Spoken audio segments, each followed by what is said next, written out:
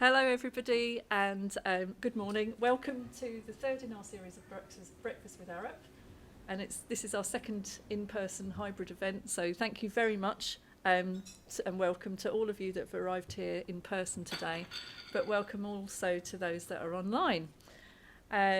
Also welcome to the Arup OPEX board who happen to be in the area and have popped in this morning just to make me more nervous, but there you go, thank you very much. So it's really great having a look at the guest list to see such a diverse range of attendees from different business types and different sectors, which is really excellent given the task that we're talking about. A little bit about me, I'm Dalzall. I've been at Arup for over 30 years, nearly 35 in fact. I'm a building services engineer, so I've been working on new and existing buildings over that time. But alongside projects, more recently, I'm finding I'm working with landlords and tenants, defining asset and portfolio level decarbonisation roadmaps and helping them deliver them. So at our last Breakfast with Arup meeting, we talked about pushing boundaries to achieve net zero, beyond the norm. Today, we're looking at transforming existing property. 80% of the net zero buildings that we're going to be occupying in 2050 exist today. So this is a monumental task. Of course, existing buildings bring with them a significant reduction in embodied carbon compared to new buildings.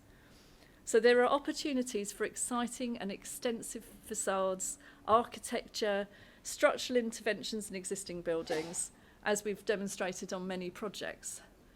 But today, our team here, our panellists, have had 4 or 5 minutes each. They've had to focus quite closely on what they're going to talk about. And today we're going to hear about some of the less visible ways that we can reduce carbon in existing properties, quite often cheaper ways as well. We're anticipating a lively Q&A after we've heard from our panellists.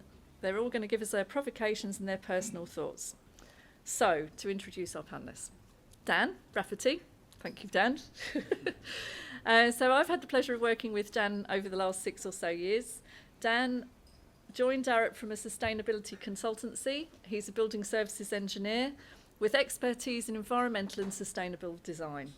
He's led the design and delivery of buildings across a wide variety of sectors, from large-scale infrastructure to smaller residential properties. And he's increasingly involved in assisting companies in setting targets in decarbonising their own operations as well as their portfolios. Dan's passion is using creativity and technical knowledge to deliver truly sustainable buildings that work for people and planet. Andy Mazzucchelli, sorry, I nearly got it wrong. Andy is the Energy and Sustainability Manager for Landsec, one of the UK's leading commercial property companies. He leads on driving down energy usage and carbon emissions across a 23 million square foot portfolio of office and retail, supporting the delivery of Landsec's net zero carbon strategy. Andy is leading on various energy saving initiatives, including a customer engagement programme to help tenants recognise opportunities for energy reduction. Before joining Landsec, Andy worked in energy and carbon consulting for 7 years, delivering strategic solutions to reduce energy consumption and carbon emissions in commercial buildings across multiple sectors. Then Tom. So Tom Randall. Tom joined Arup during the pandemic, which is brave, I think, a couple of years ago. So Tom has a long-standing commitment to developing and promoting expertise in operational building performance within the broader built environment and the professional community that does that.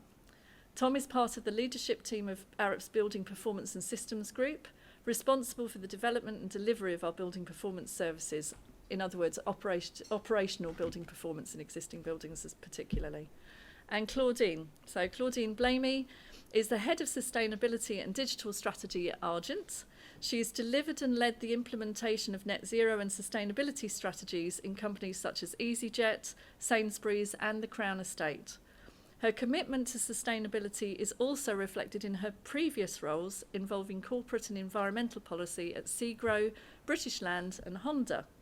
Currently, she's also a member of the City Corporation Property Investment Board. Claudine champions the Crown Estate's total contribution approach, a methodology to measure the economic value of the impact the business has on its capitals. So that's our panel. and we're looking forward to hearing their provocations. Please do add any questions you have for our panel in the chat. If you're online, you don't need to wait till the end. And we're looking forward to a lively Q&A session after the panelists have spoken. In the room, we'll have mics here, so you'll just need to hold your hand up. So, without further ado, oh, look, I forgot to move the slide. Look, there they all are. I'm sorry. There we go, just so that you know who you've been looking at. But now let's get to Dan, someone that knows what they're doing.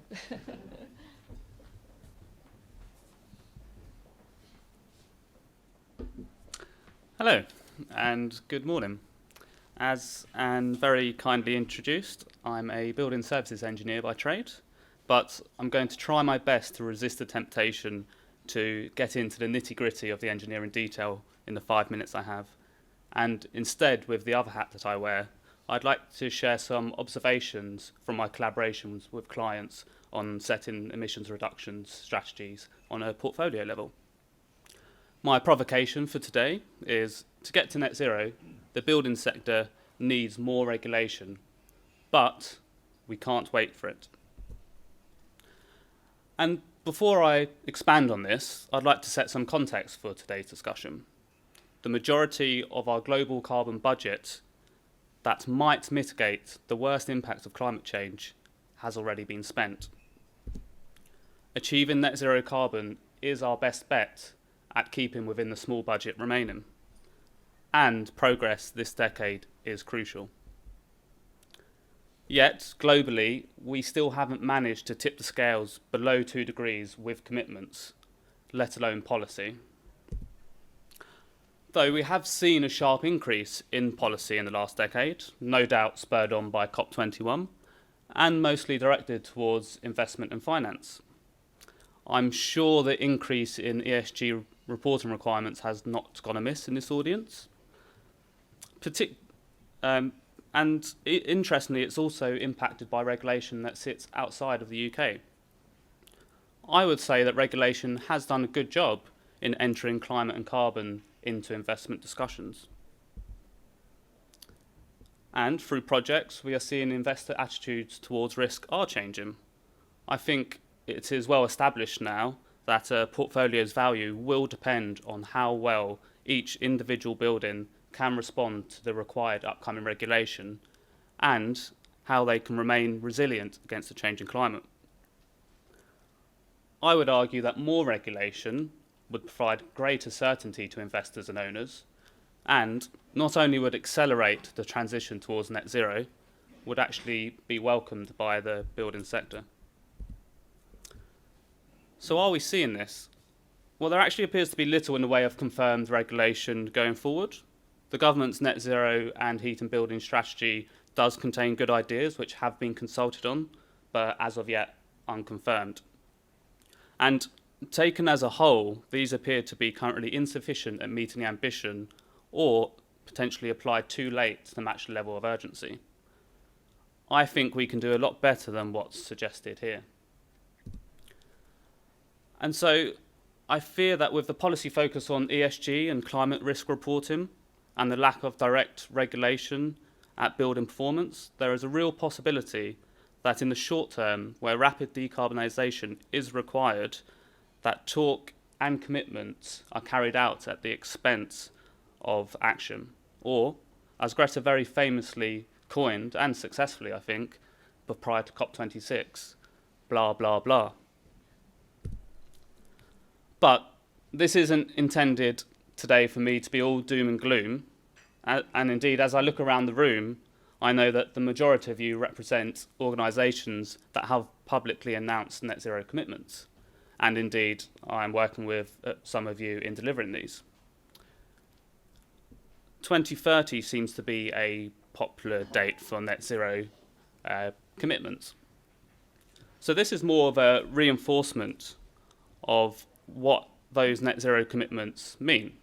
And that is, to tackle net zero carbon in existing estates, we need to prioritise direct action at building level ahead of when regulation is currently requiring us to do so.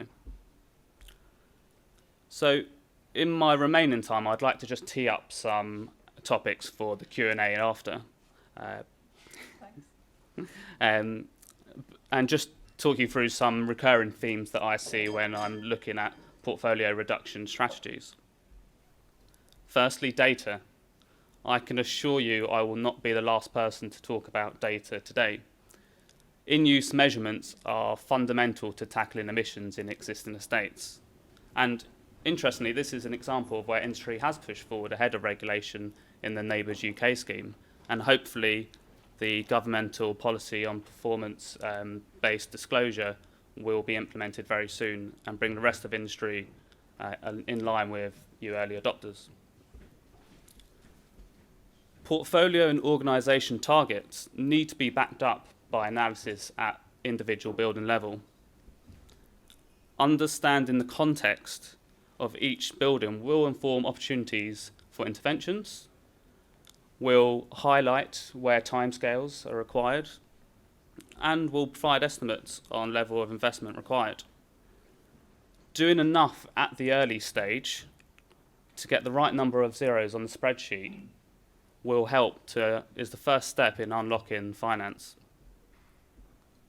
And finally, all of these great commitments, roadmaps, plans need to be implemented. Engaging with those who run the building and who use the building is crucial. Ultimately, the success will be measured at the meter. So just to summarise with 3 thoughts, carbon reduction is increasingly linked to value, and I think will become ever more so in the future. I think more regulation directed at building performance is required to accelerate the transition to net zero. And crucially, we need to implement this ahead of when regulation requires. I look forward to talking about that. Thank you very much, Dan. Thanks, Andy.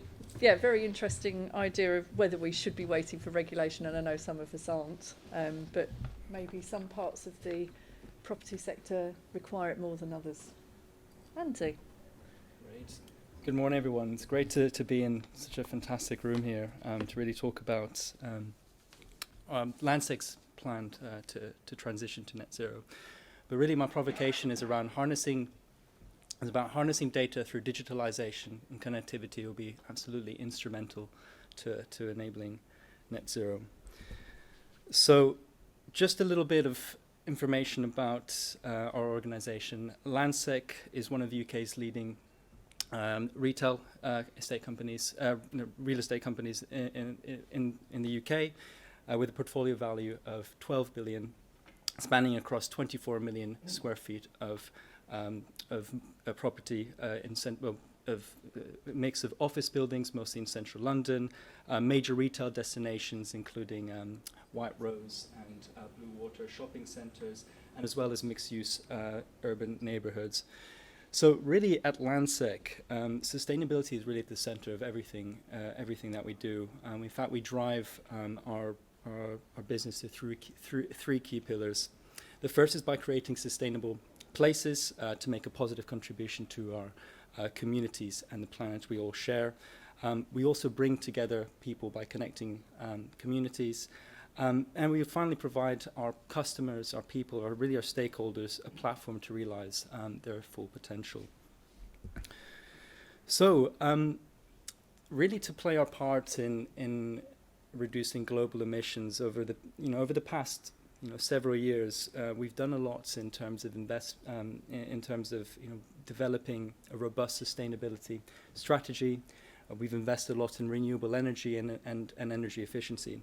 We are in fact the first commercial real estate company in the world to set a science-based target back in 2016, and we achieved that target in 2019, more than a decade ahead of our 2030 target date. So as a result, we increase the ambition of our science-based target in line with a 1.5 degree global warming scenario. And our target now is to essentially achieve emissions of 70% reduction of emissions by 70% by 2030 against our 2013-14 baseline. And this is really ultimately the foundation of our net zero plan.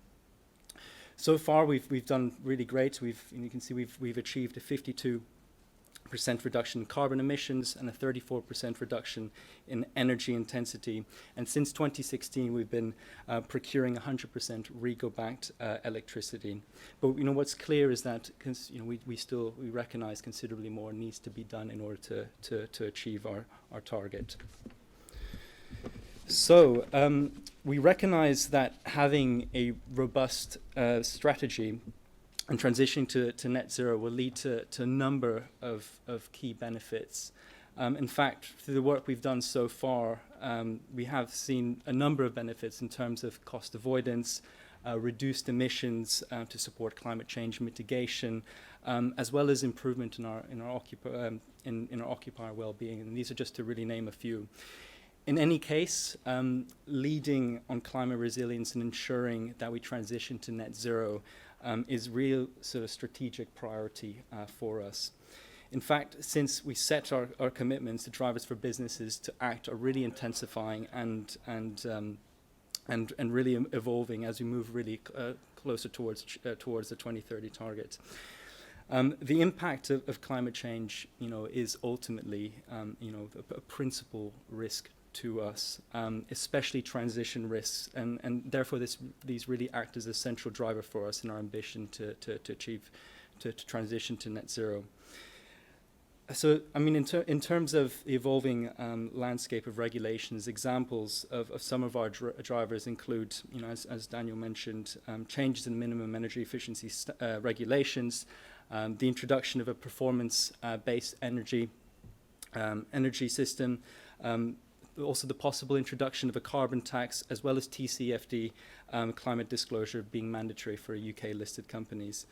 I'd say also additionally, it is evident that there is change in customer demands with increasing number of companies setting their own net zero targets.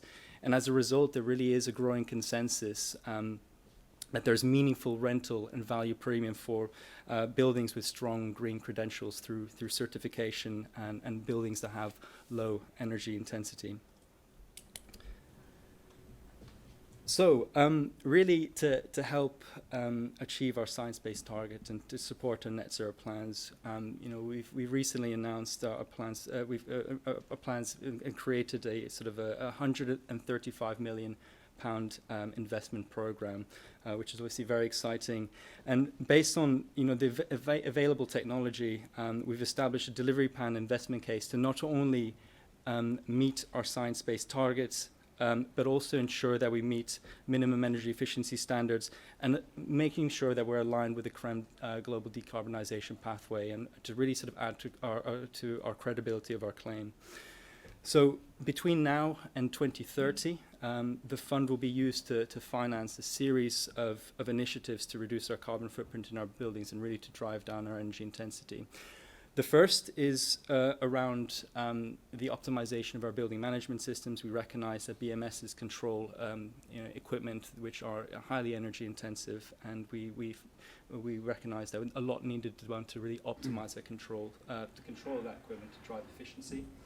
Secondly, and really this is where the largest portion of the funding will go towards, is towards the installation of air source heat pumps and our transition away from our dependency of gas-fired systems.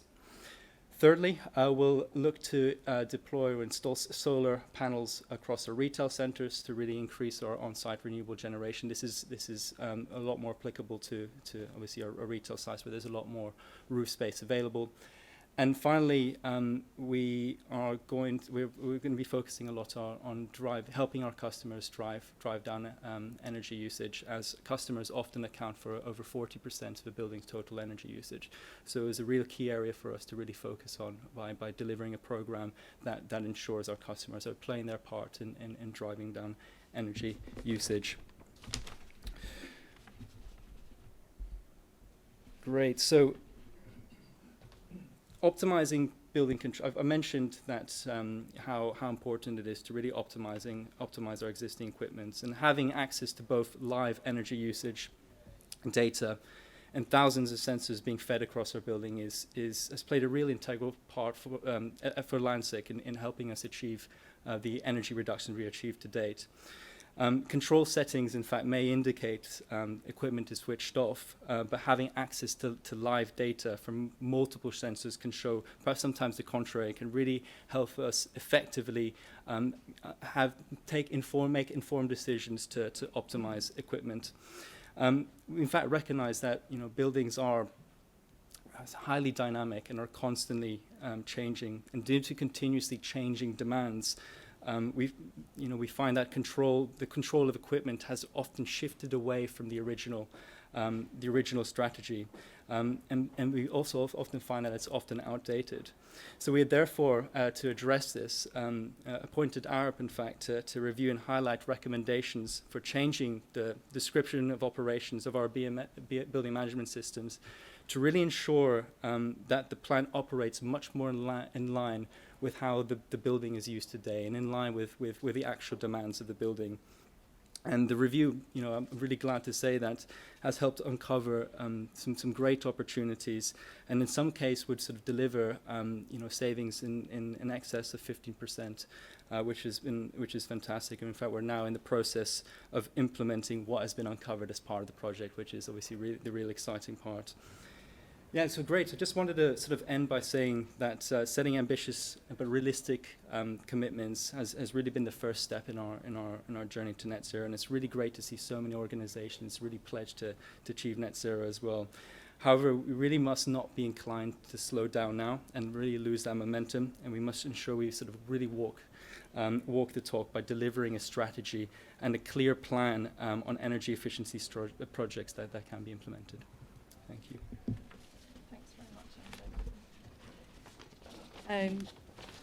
Interesting the amount of effect that occupants have both in marketability and in the outcome. Tom?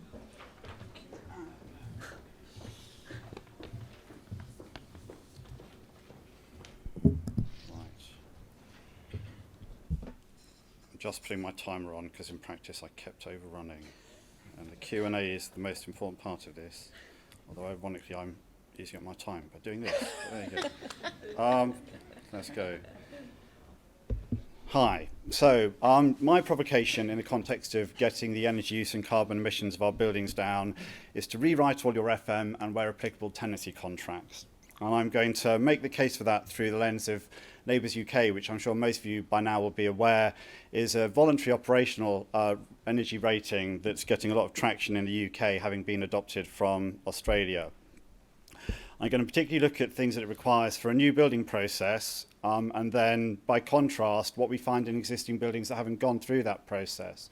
It's important to flag that although, certainly in the UK, Neighbours is just for office buildings, the steps that are raised here are independent of building type. They could be applied to any non-residential building type.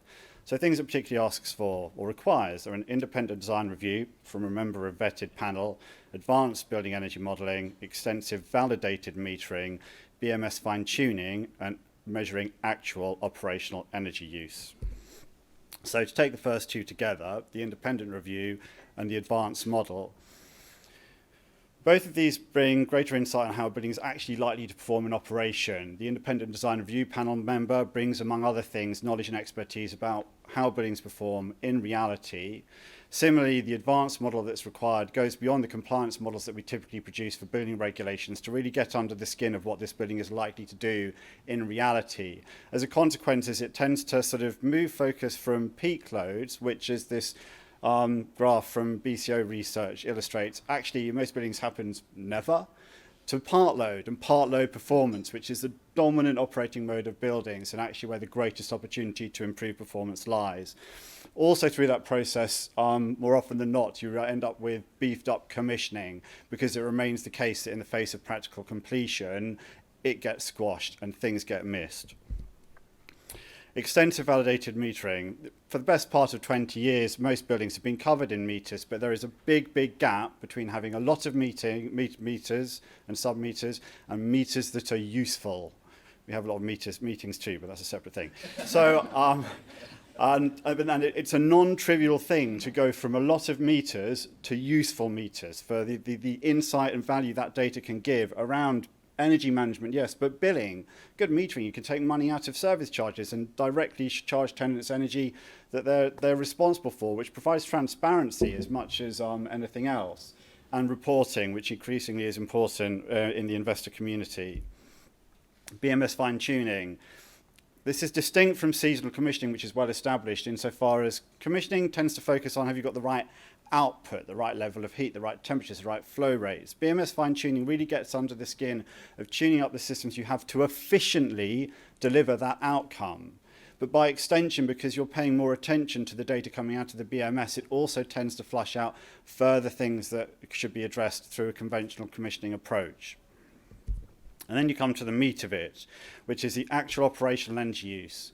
The reality is those that are most responsible for the energy that buildings use day in, day out are those that operate and use it, our facilities managers and our occupants. And at the moment, you think about the context of Formula One. The person that gets the big bucks is the driver. The better driver they are, the more money they get. And they are inherently linked through their feedback into the design of those cars, which is very different to the situation that we have, where the default approach to FM are contracts based on routine, predetermined checks on equipment that data might already tell you is actually performing really quite well, and then responding to things when they go wrong. And I'd argue that most contracts actually disincentivize spending extra time and money tuning up the building, because all it does is eat into what's already a fine margin. When it comes to tenants where applicable, these are a couple of screenshots from an app we have to improve the performance, to identify opportunities to improve the performance of buildings. And yes, we also have an app, but there you go.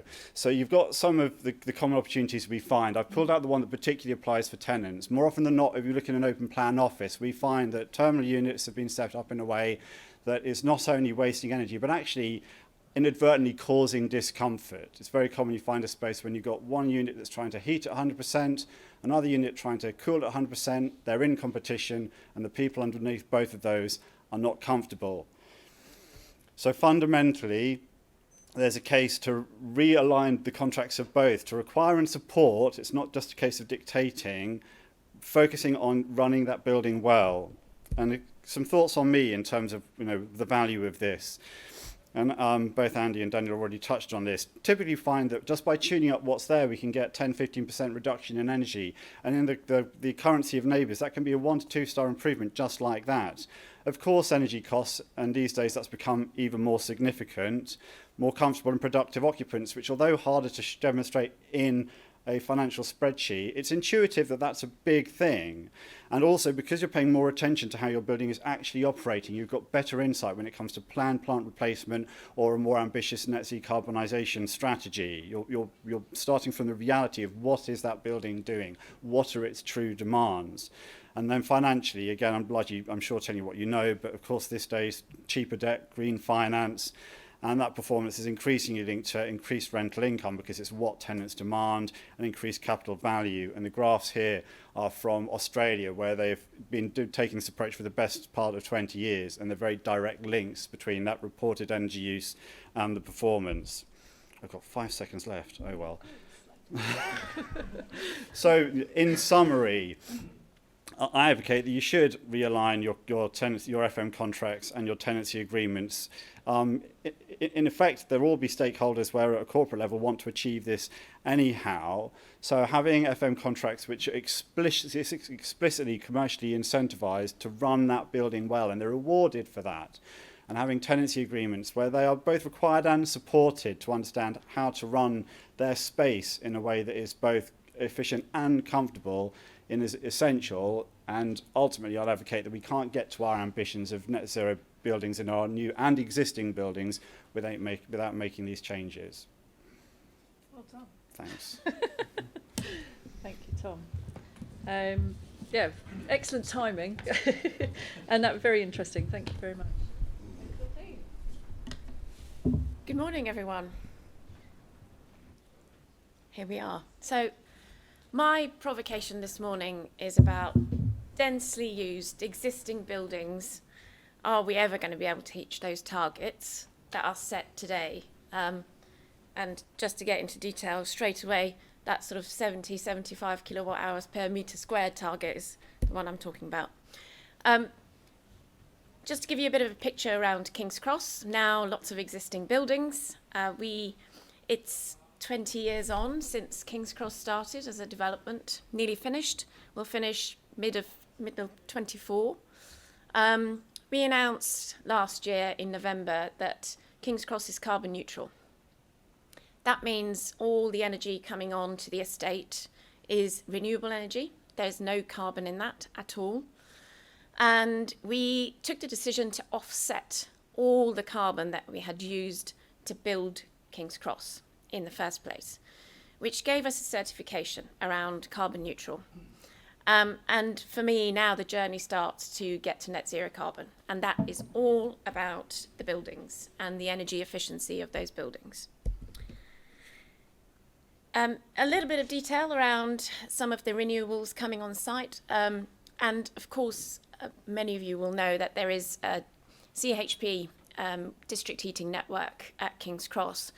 A decision took a long time ago to do this, but I think it was absolutely the right decision.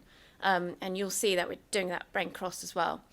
But so we've said that we've got a PPA off-site with a solar farm provider who are building that solar farm as we speak. And the gas is through green gas plant up in Scotland. So hence all the energy on site is renewable. This is the green gas plant up in Scotland.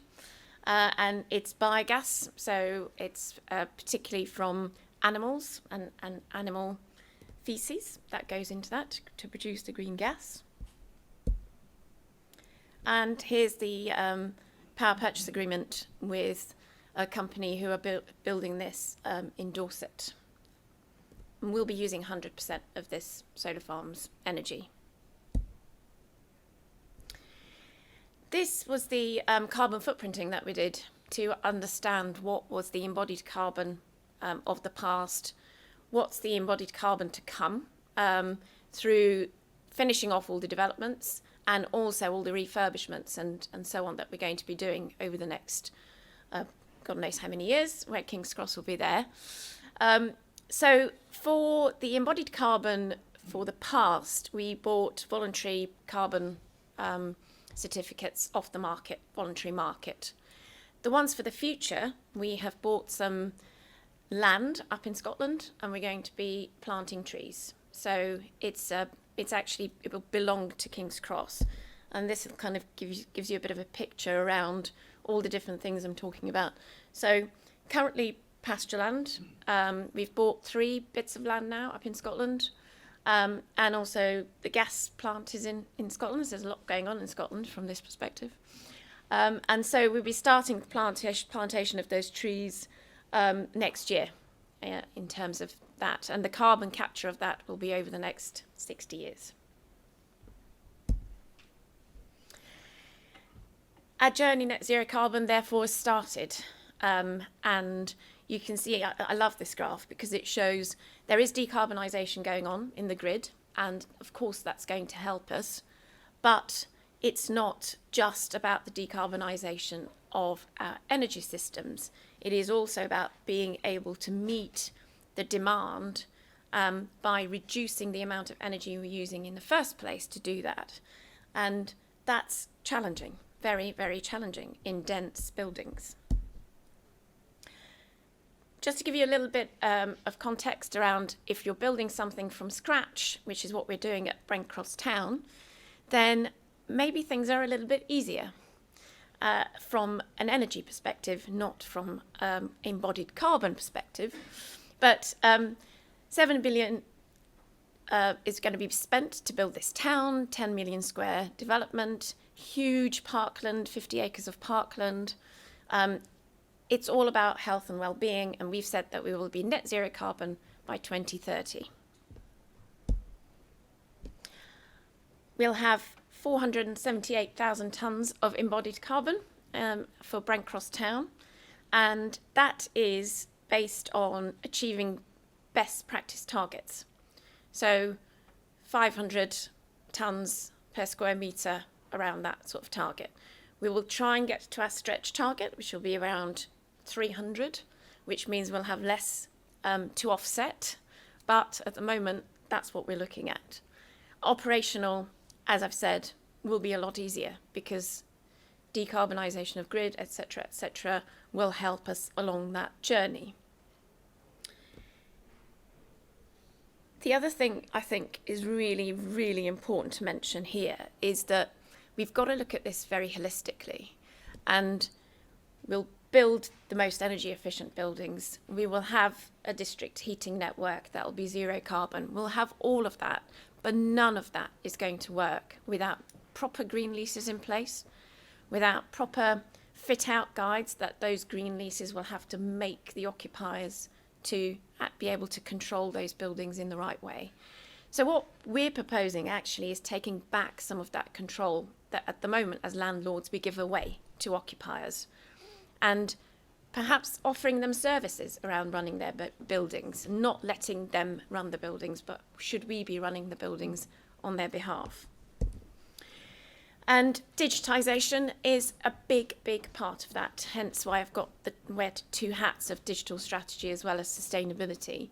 And building a whole new town, you can build all this into it, things like predictive maintenance, energy metering, live BMS, even parcel deliveries, and how all this happens and how we control the data around all of this becomes an integral part of delivering net zero carbon. And that was me. Thank you very much, everybody, for your discussions. I've got one question that I'm just going to pose to each of you. And please, if anyone has questions on the floor, we've got a couple in the chat. Please, could you put your hand up, and one of our roving reporters will come running along with the microphone. But first of all, while we're waiting for microphones to land, we've talked about digital a bit. What part do you each think that digital plays for existing buildings that perhaps are, have been running for some time? Start with you, Dan, because you're closest. Sorry about that. I think this might preempt some of the other answers, but I mentioned data and in-use measurement. I think that's fundamental to tackling emissions in existing estates. There's been a lot of talk, and Labour's UK is coming out, but actually how much we consume in the building, understanding that is vital, and how we measure, manage, store and interpret data will be fundamental to that, and having the digital infrastructure is critical for that. So that would be the main one for me. Okay, who wants to go next? We go Tom, then. We'll do it in order. All right, we'll fine. So it's of course essential, and others will talk about that. So I'm going to focus on another point, and that's that I think don't underestimate what it takes to get out consistently good quality data. In a way, the computational stuff is the icing on the cake, but getting consistently accurate, well-labelled, electronically labelled, securely extracted data from metering systems, from building management systems, and is not trivial. So be prepared to put a lot of effort putting in the groundwork before you then get the fruits of the labour with what that data can then provide you with. And I think the other point is that it's got to be whole building data, not just the common parts where people have control over.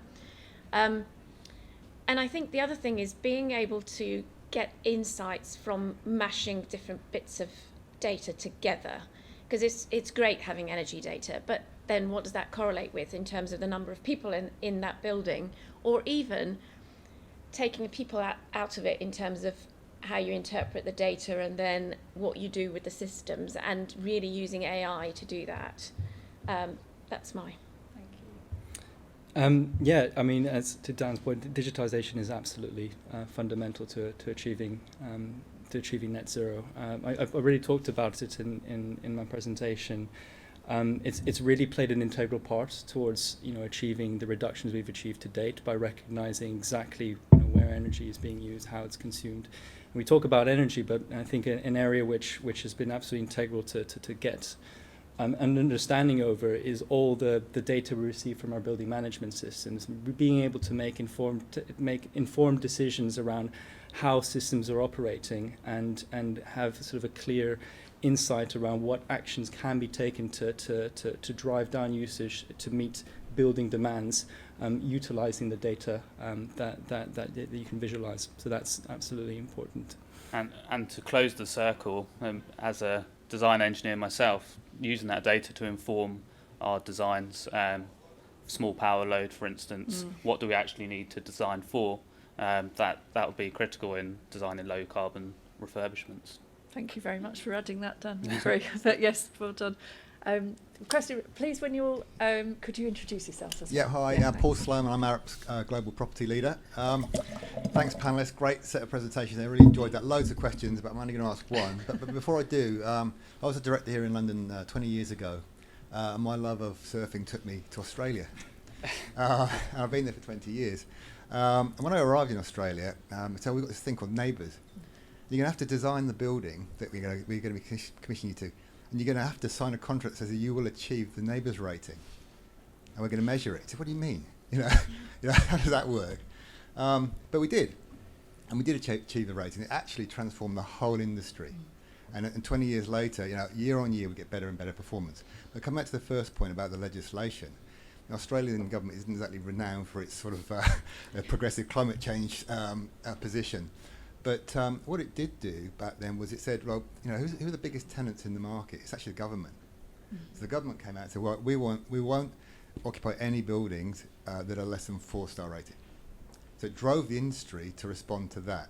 Then it said, we won't lease any buildings that are less than 5-star rated, so up the ante. So actually the industry responded to that again. So that was the drive. That was the not exactly legislation, but the call to the industry to respond. So Neighbours is really, really effective. But my question's to Nadine, actually. So the poo farm and the trees and the solar plant, how have you managed? Have you assessed the value to your business of that, or the return on investment? That's a good question. The land one with planting trees actually is quite easy one, because the predictions are, and UCL predicted recently, that offset prices will go up tenfold between now and 2035. So if you take that into account, what we're planting up in Scotland is 70% broadleaf and 30% commercial. So you could sell the timber, and actually with the demand for timber going up, and if it's grown here in Scotland, in the UK, you could expect quite a good return on that. But I would actually say maybe the offset's going to be worth more, and we should be planting more broadleaf and selling the offset off those lands. And so it works out. So if you say £30 at the moment for a tonne of carbon on a good one on the offset market, this works out at about £2. So because you will also got the land value and so on. So actually, it's a really good case, yeah. But land prices are already doubling, so because of the demand, and that's an issue, and it's an issue for local people, for Scotland as well, and hence why we're going to have a real sort of community element to everything. I'm going to work with the Woodland Trust. We're going to bring kids on to learn about forests and climate change and so on. So it's there's got to be a community element to that too. Brilliant, thank you. Right, I've got a question on. Oh, I do beg your pardon. Yes, please do go for it. Doesn't sound like it. Do you want to try the other one instead? That was working. That's better. Hi, I'm Debbie Hobbs from ISG, currently working at the contractor, but about to go and work for a large global occupier in a few months. So I'm going to follow up. I've got so many questions. I'm going to follow on from the Neighbours one. First of all, thank you. I'm really, really, really heartened by the talks today. I was in this very room yesterday where a director with Arup, from Arup's with net zero in the title, was trying to argue we don't need to get to energy use intensity targets. As long as you buy all electric and buy renewables, you're fine. So today is so reassuring. And it's really, I'm going to follow on from the neighbours one. So as the BCO, we're writing a fit-out guide, the ESG group, Stephen's on, and we're looking at leases. And from all the work when I've been both landlord side, consultant side, and now contractor side, it's not going to happen unless there's a commitment and unless it costs somebody money. You know, in Australia, the landlord has to rebate the tenant if their building doesn't perform. So really my question to the panel is the UK ready for landlords to commit with penalties and for tenants to commit with penalties in order to get our buildings to net zero, given the legislation won't be quick enough? That's a really good question, very punchy. I'm going to start at that end. Andy? That's an excellent question, and I think it really comes down to, as you said, it comes down to legislation, ensuring that that does put some consensus around and standardisation around, landlords playing their part in committing to those penalties, and I think it's absolutely integral that, first of all, there needs to be sort of a growing relationship a collaboration between both the landlords and the customer. And, as I mentioned in my slide, there's clearly a lot of synergies at the moment. A lot of our tenants, what we're seeing is that they have their own set of strong sustainability ambitions and net zero ambitions. And I think it's just really, there's a sort of a requirement to really need for landlords and tenants to collaborate much more together in order to commit to those changes in legislation, really sort of put a voice around what needs to be done in order to achieve those goals. Anyone else from the panel want to answer this? Yeah, I think it does come down to collaboration. I think also business model change. I think as landlords, we're very traditional landlords here in the UK, where here's your space, go away and do what you like with it. I think that's got to change. I think landlords have got to be much more active operators of buildings. And that becomes a lot easier with PropTech now. We can do that. We can bring people on board, and we're already hiring data managers and people like that. So actually, I think that's the travel forward in the UK. Tom, you wanted to join? Hi, Debbie. I'm going to say I think they are ready, but they don't realise they're ready, because ultimately at board level, they're all on agreement. And these days, for hard-nosed business reasons, it's investment, it's cost of finance, it's share price. And if they reframe the conversations at a landlord-tenants level from who can squeeze the most out of each other to how do we get the best out of this and get that share price value, which dwarfs the cost of running a building inefficiently, it's there for the taking. And as Claudine says, it's just a bit of rewiring to realise that it's not being acknowledged at a project level, although it's all acknowledged at the board level and has been for many months now. Did you want to add anything? I think it's pretty much been said, but Yeah. just the regulation will provide the clarity and transparency and robustness to all of this, which is why eventually and hopefully very soon it needs to be implemented. But we are seeing and we are working on tenant sides, and they are asking key questions about what questions do I need to be asking about net zero in buildings, and what do we need to be doing. So it is factoring into their decisions now. So I think it's we have to be ready for it. Thank you. Thanks, panelist. My name is Kevin Koo. I'm from Gore Capital, a investment and asset manager for predominantly Asian investors. Tom, question for you. So you focused on neighbours, and our colleague over here has mentioned neighbours as well. There's BREEAM, GRESB. Do you see neighbours as being the kind of preeminent benchmark going forward? Are landlords going to be required to look at BREEAM and GRESB? Because of course, each kind of benchmark is quite expensive for a landlord. And do we go for all three, or do we focus on one? I'd say that a rating based on the actual operational performance is essential, and whether or not that means neighbours or other countries come up with other ones, is for debate. And I think I started off as a BREEAM assessor. I mean, these things set a good context if you've got a building that in theory can run well, but in the end, and again coming back to Greta and going from the blah blah blah, what matters is what are those buildings doing day in and day out. And increasingly we're seeing investors saying, BREEAM excellent, that's lovely, what is your building doing day in and day out? And those questions are already coming. So among this, ratings that are based on the actual in-use performance, I do think are going to be unavoidable, and for good reason. Okay. I've got one on. Sorry. The key was the graph that showed the value. The asset value significantly increased. If you can't compete in the marketplace based on your neighbour's rating, value. If it's a high-performing asset, it wasn't perhaps a tenant value.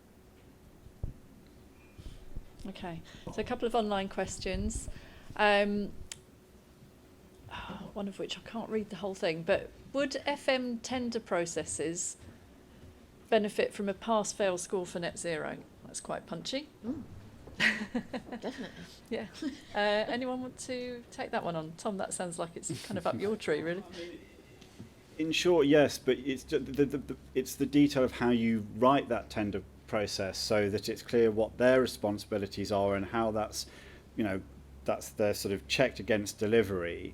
But by extension also, because this is a shared problem, being very clear about what's out of their hands. We as with Arup with the design hat on, the client will say, we can design you a low energy building, but it needs to be run well. But conversely, the FM are dependent on the designers and the tenants. So that was verbose. In short, yes, but it needs to be very explicit about how that's measured and very explicit about what is their responsibility, but as importantly, where responsibility lies with others. This is a question possibly to the room.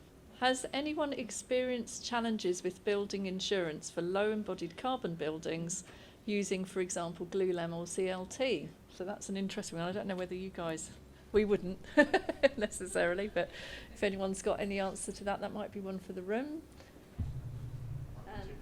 Go on then, Steve. I mean, I know, yes, insurance of low embodied carbon buildings is an issue. I think there is a little bit of catching up to do in the insurance market, because as with anything, when things change very rapidly, people have to take time to catch up, and I think that does need to happen. I know Arup is looking at a concrete CLT hybrid system at the moment. There's quite a significant amount of Arup research going into that, and one of the components of that is consultation with the insurance market to make sure that the new product that we come up with is insurable. Yeah. And I think that's one example of what we need to do. We need to bring the insurers into the design space to help them understand where we're going, I think. Steve, say who you are. Stephen Hill from Arup. Thank you very much. So Stephen Hill from Arup, everybody. Well done, Steve. Right, another question from online. As PMs, and I think this isn't only for PMs to be fair, we can help our clients adapt project brief towards net zero. How can we best guide these conversations? Right, should we start at the panel? But again, there might be other people that have an idea on this. Yes, I think it's firstly understanding the metrics and setting performance-based targets. So not necessarily guiding the design down a certain route, but guiding the outcomes. So outcome focused. And I think having those discussions, explaining the context around that, what we're essentially trying to achieve, is the first step in opening up those conversations with clients. Absolutely. Anybody else would like to? I mean, from the receiving end, Claudine, maybe you can help us. Do we have those conversations with clients? Oh, you guys are all ready for it. Yeah, so we've got a sustainability framework that outlines all of those targets and outcomes, and Arup helped us design that. So so that's really useful, because we are pushing what we require and what we need all the way down the supply chain, and that helps their response to it. Tom. So in short, I'm going to say apply soft landings, and then to expand on that. I mean, in effect, Neighbours, I think, is crudely soft landings with teeth, and many like me, like Steve, have had experience of, on some projects, writing a soft landings bridge. Maybe they get adopted, but it hasn't been the norm. But that's what it's there to do. Explicitly, picking up what Dan said, you start by explicitly stating what does good performance look like for this building, which actually amazingly isn't set out that clearly in demonstrable metrics, and then use that to frame the entire process through design, construction, operation, and check back to whether or not you're on target. Of course, the difference with neighbours is that it's very specific about energy and it's managed. But we've been familiar with it for a while, although it hasn't been actually widely applied robustly. Soft landings is a good starting point. Great. Ed, did you have a question up? Sorry, I saw your hand raised. Yeah, okay. Sorry, Deliana's coming up. Just while Mike's getting up there, Sophie West, who is online, thank you very much for the answer about the timber. She said she's not in the room, but yes, we have had issues with insurance. It delayed a project by about 9 months, but the UK GBC helped us to connect with other people to resolve it. So there you go. It's a real thing. Ed. Thank you. Ed Clark from Arup. So my question is sort of following on from Tim one in a way, in terms of, it's a question about embodied carbon. So we talked a lot about operational performance in terms of driving to net zero, but I wondered whether there are opportunities in terms of embodied carbon or adopting circular economy principles as we maintain existing estates to drive towards net zero, and how significant that might be. So for example, at Landsec and Argent, you'll be refitting with your tenants, will be refitting, ripping out M&E systems, finishes all the time. What can we do there? Good question. So we've got targets as a part of the roadmap to drive to net zero for King's Cross, for example, and definite, circular economy, reusing materials we take from one building in another, making sure that if there is a new fit out by occupiers, that they also take that into account. We're working with lots of charities in terms of if we're taking desks and furniture out and all of that stuff that gets reused somewhere else. I think also that the whole sort of offsetting took all that into account as well. So even though we might be reducing over time, because I think circular economy principles and the whole embodied carbon side will become much more day to day, hopefully, in the next 10 years or so, where we build infrastructure. I've just come back from Denmark, actually. I had a great visit there. They're starting to build infrastructure for storing second-hand materials that architects and builders go to. Architects go to get ideas on what they can use for their next building. Builders go to buy the materials to reuse, and that's what we need here, and I think it's coming. Excellent. Sorry. Really quickly on that one, I think an element of soft circular economy that I think sometimes gets forgotten is, well, kind of getting the most about what you've already paid for. So with services, running them more efficiently, less wear, it lasts longer. Using data, you replace it when it genuinely needs replacing, not after a fixed time period, again, likely to last longer. You use that data that when you come to replace that part of equipment or update it, you've got better knowledge about what the appropriate size is, which more often than not is actually a slightly smaller piece of kit. So it's a different angle on soft landings, but I'd make the case that it still comes within that bound. Brilliant. Okay, I'm going to ask, this is going to be the last question because I know we're running out of time. So one from online. Does the panel believe that investors or pension funds are demanding enough to drive green assets? Interesting question. I think we've seen the impact recently on projects that we're working on, where we are having to provide more information, CREM pathways, net zero route maps. We are seeing this. What I'm interested in is that actually following through to action at the building, and how do we know if that's been successful? So really, I think it might just be we're at the start of this phase, and all of the green finance and direction towards the finance and investment will stimulate that. But yes, definitely, I think that needs to follow through to more action at building level. Okay. Anyone else want to come in on that one? Otherwise, I will ask you for a closing. Anything you wanted to add following on from today? Well, can I close by answering that question? Go for it, Tom. Yeah. I don't. They're not, but I think the rate at which they're asking tougher and tougher questions is frankly going ballistic, and that's a really promising thing. Excellent. Anyone else?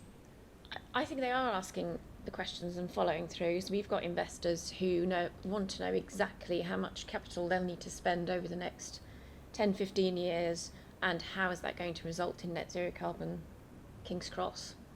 Excellent. Great, yeah, and really to add to that, and this is why it was just absolutely important for Landsec to really recognise what it will actually cost to get to our commitments, to achieve our science-based targets, really having clarity around what technology it will take to get to that point. And yeah, so that's really what's been sort of the challenge for us, and you know, it's clear, it's great that we've got a clear pathway, a clear plan to be able to achieve that. Brilliant. Right, does anyone want to add a really quick anything, or shall I close? Right, I'm going to close. Okay, so thank you all very much for coming. Before we finish, it'd be lovely to thank our panel, so Dan, Andy, Tom and Claudine, for their help and their beautiful provocations.